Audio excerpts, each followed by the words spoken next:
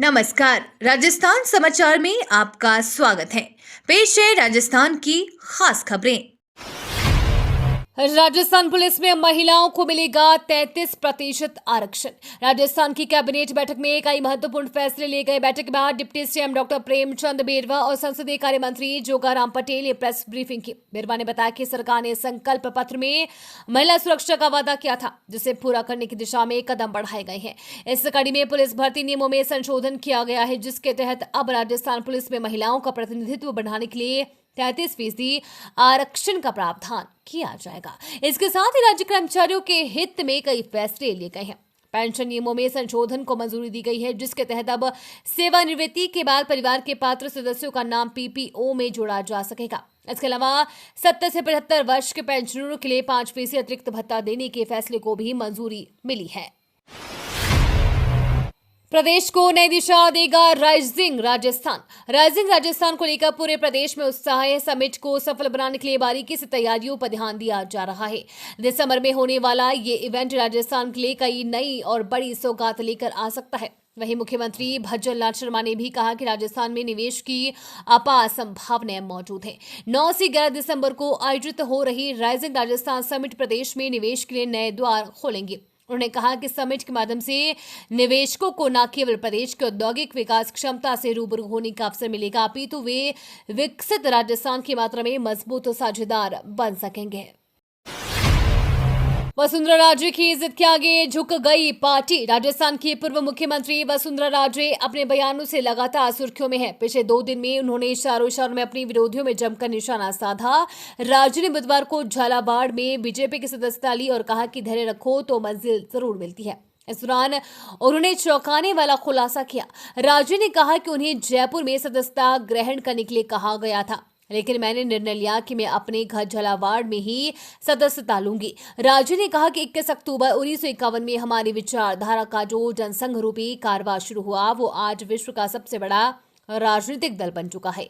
ये हमारे कार्यकर्ताओं की बदौलत हुआ है, कार्यकर्ताओं के धैर्य की वजह से हुआ।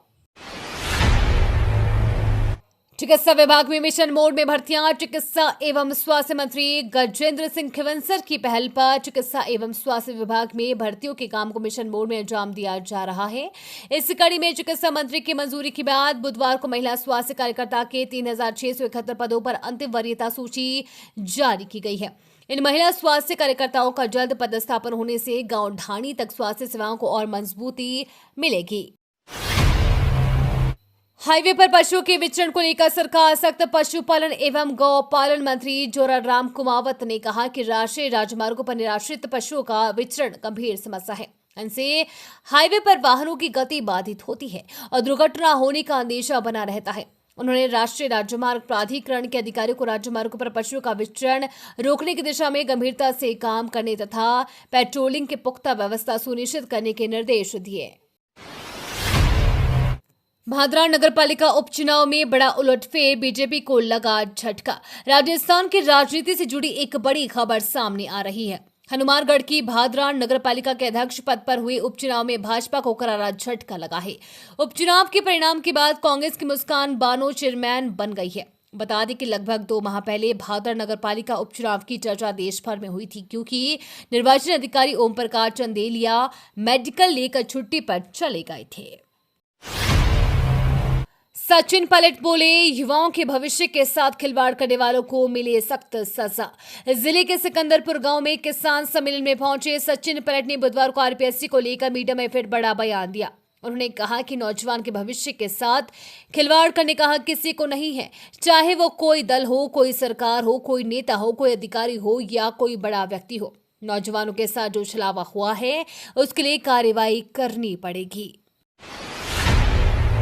पायलट पर जोगाराम पटेल का पलटवार। विधानसभा चुनाव में पेपर लीक बड़ा मुद्दा होता रहा है। बीजेपी ने आरपीएससी की कार्यशैली पर सवाल उठाते हुए तत्कालीन मौजूदा सरकार को जमकर निशाने पर लिया, लेकिन अब उसी आरपीएससी के पुनर्गठन को लेकर कांग्रेस ने मौजूदा सरकार को निशाने पर ले रही है। कांग्रेस के पूर्व प्रदेश अध्यक्ष सचिन पायलट ने आरपीएससी पुनर्गठन की मांग की तो उस पर संसदीय कार्यमंत्री जोगाराम पटेल ने पलटवार किया। पटेल ने कहा कि आरपीएससी का पुनर्गठन करना संभव नहीं है। इसको लेकर नियम प्रक्रिया है, शायद पायलट को इसकी जानकारी नहीं है। इसके साथ ही पटेल ने एसआई भर्ती परीक्षा रद्द करने पर कहा कि इस पर न्यायपूर्ण निर्णय होगा। पटेल ने डोटासरा के बयान पर भी निशाना साधा। मुख्यमंत्री भज्जला शर्मा ने बजट घोषणाओं की समीक्षा की। सीएम भज्जला ने बुधवार को मुख्यमंत्री कार्यालय में परिवर्तित बजट वर्ष 2024-25 के घोषणाओं की समीक्षा की। उन्होंने अधिकारियों को बजटीय घोषणाओं का समयबद्ध क्रियान्वयन करने के निर्देश दिए हैं। साथ ही कहा कि अधिकारी निष्ठा के साथ राज्य सरकार की घोषणाओं एवं लक्ष्य को तय समय में पूरा करें। गुड गवर्नेंस का मॉडल स्थापित करके आमजन की सेवा करना राज्य सरकार का प्रमुख ध्येय है। सीएम ने कहा कि बजटीय घोषणाओं के क्रियान्वयन में किसी भी स्तर पर कार्यवाही लंबित नहीं होनी चाहिए। उन्होंने कहा कि घोषणाओं के क्रियान्वयन में आने वाली व्यवहारिक बाधाओं को चिन्हित करके उनका त्वरित निस्तारण किया जाए। आरएएस प्रारंभिक परीक्षा 2024 समेत 2 अन्य प्रतियोगी परीक्षाओं की प्रस्तावित डेट जारी। राजस्थान लोक सेवा आयोग ने बुधवार को आरएसएस प्रारंभिक परीक्षा 2024 सहित 2 अन्य प्रतियोगी परीक्षाओं को प्रस्तावित डेट शीट जारी कर दी है। संयुक्त प्रतियोगी परीक्षा 2024 2 फरवरी 2025 का आयोजित होगी। वहीं सहायक मत्स्य विकास अधिकारी प्रतियोगी परीक्षा 9 नवंबर 2025 को आयोजित की जाएगी। नमक को पोटाश बनाकर बेचा, किसानों की फसल हुई बर्बाद। नमक उत्पादन के लिए मशहूर राजस्थान के डिडवाना जिले से एक ऐसे गोरखधंधे का खुलासा हुआ है जिसने कई किसानों की मेहनत पर पानी फेर दिया है। डिडवाना के नमक कारोबारियों ने ज्यादा मुनाफा के लिए नमक को पोटाश बनाकर बेच दिया था, जिससे कई किसानों की पूरी फसल बर्बाद हो गई है। मामले में छत्तीसगढ़ पुलिस ने डिडवाना के नावा से 3 नमक व्यापारियों सहित एक ट्रांसपोर्टर्स को गिरफ्तार किया है। एसबीआई बैंक में 45 लाख की नौकरी। बैंक में नौकरी पाने की चाह रखने वालों के लिए अच्छी खबर है। एसबीआई ने कई पदों पर भर्तियां निकाली है। खास बात यह है कि इन पदों पर 45 साल की उम्र वाले भी आवेदन कर सकते हैं। अगर आप भी इन पदों पर अप्लाई करना चाहते हैं तो एसबीआई की आधिकारिक वेबसाइट sbi.co.in पर जाकर आवेदन कर सकते हैं। इस बात का ध्यान रखें कि आवेदन की आखिरी तारीख 24 सितंबर है।